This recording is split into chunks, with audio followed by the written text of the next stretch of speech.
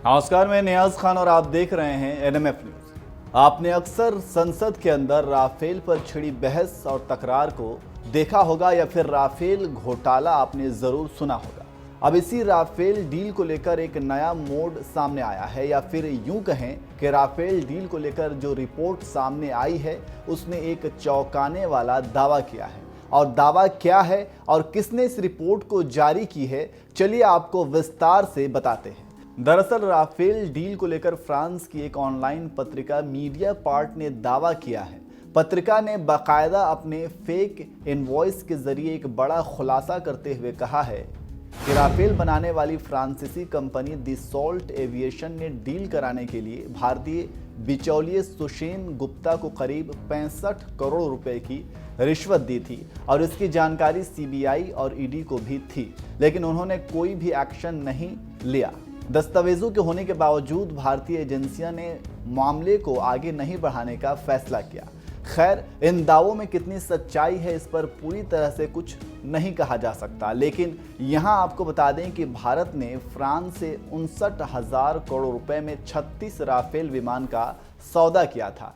Report में आगे क्या कुछ कहा गया, चलिए उसकी भी जानकारी आपको देते हैं। ऑफशोर कंपनियों का संदिग्ध संबंध और फेक चालान शामिल है। सीबीआई और ईडी के पास अक्टूबर 2018 से सबूत है। दसॉल्ट के बिचौलिए को 65 करोड़ का सीक्रेट भुगतान किया है। दस्तावेज के बावजूद भारतीय एजेंसियों ने कोई कार्रवाई नहीं की।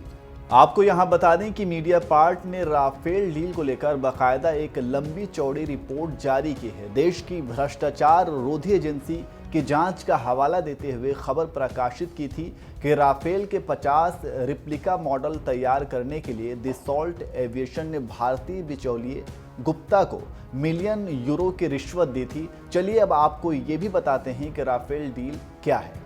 साल 2016 में 36 राफेल विमानों का सौदा हुआ था। डील दसॉल्ट एविएशन के साथ हुई थी। ये पूरी डील 59,000 करोड़ रुपए में की गई थी।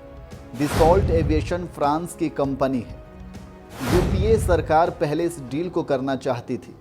इसमें 126 लड़ाकू विमान खरीदे जाने थे, लेकिन डील हो नहीं पाई थी। समय समय पर राफेल डील को लेकर राजनीतिक घमासान देश के अंदर कई बार देखने को मिले हैं। आपको बता दें कि इसकी जांच के लिए फ्रांस में बाकायदा एक जज की नियुक्ति भी की गई है। चलिए अब आपको बताते हैं कि कांग्रेस ने राफेल डील को लेकर बीजेपी पर किस किस तरह के आरोप लगाए हैं। राफेल सौदे पर सवाल कांग्रेस ने उठाए थे। पहला आरोप था कि सरकार ने राफेल को बहुत महंगा खरीदा है। दूसरा आरोप ऑफसेट कॉन्ट्रैक्ट को लेकर था। कॉन्ट्रैक्ट पब्लिक सेक्टर को नहीं दिया गया। कॉन्ट्रैक्ट निजी कंपनी रिलायंस डिफेंस को क्यों दिया गया। 526 करोड़ रुपए का विमान 1670 करोड़ रुपए में खरीदा है।